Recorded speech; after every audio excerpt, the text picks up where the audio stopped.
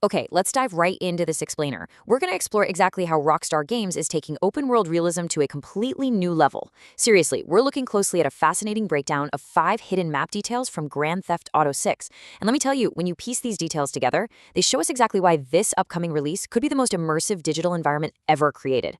We're not just talking about a bigger map here, folks. We are talking about a fundamentally different way of building a game world. So, it begs a pretty massive question, right? Is GTA 6 going to be Rockstar's ultimate masterpiece?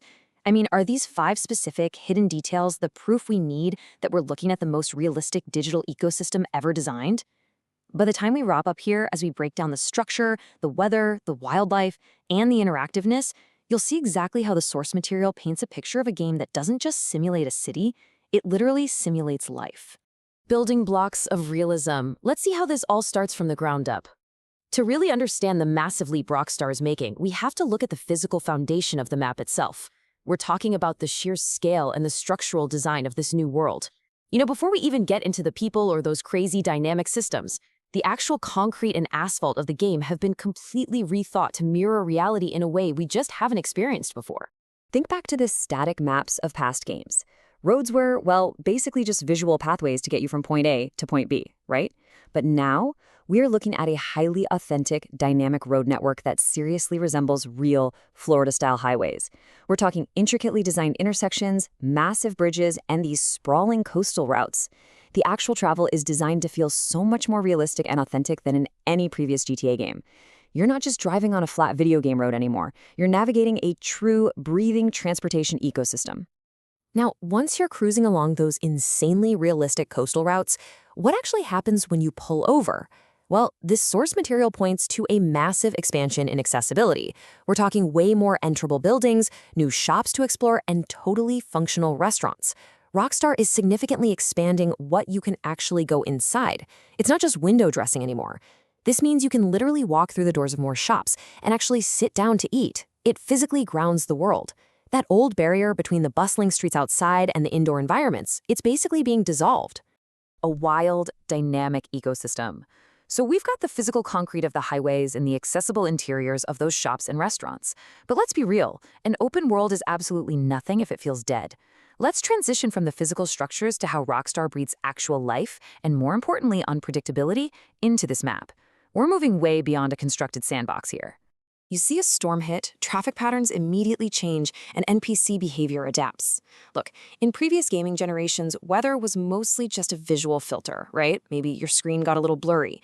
But now we're looking at a complete cause and effect ecosystem. When a violent storm hits, it actively alters the world. Drivers suddenly adapt to dangerous road conditions, and everyday NPCs physically react to the elements. Whether it's heavy rain, aggressive storms, or bright sunshine, the environment forces the world to react dynamically. It's a total feedback loop of realism.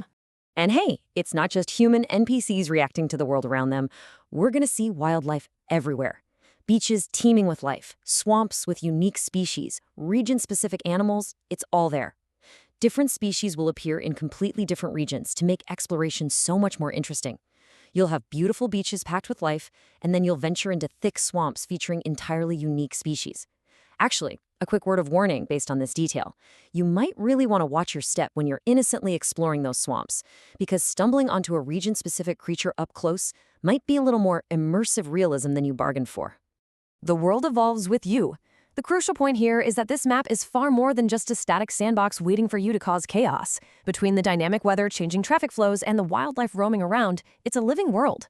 But the source material reveals one more hidden detail that totally changes our understanding of the game's timeline. This map doesn't just react to the weather, it reacts to your journey. And that brings us to a crucial revelation. Leaks and trailer analysis suggest that some areas may evolve during the story. Just think about the implications of that for a second. The world will feel alive and totally responsive to your player progress. An area you drive through on those highways in the early game, it might be completely evolved or distinctly changed by the later chapters. Your actual progression through the story leaves a lasting, physical mark on the environment itself. How crazy is that? Why this changes gaming?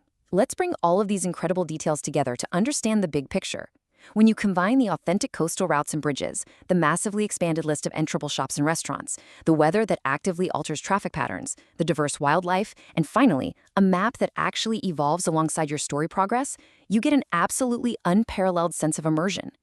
These interconnected systems are exactly why this is positioned to become the most realistic open-world game ever made. Hands down. So, which feature are you most excited about? Out of all these interconnected systems, the real question is how they're going to change our expectations for literally every game that comes next.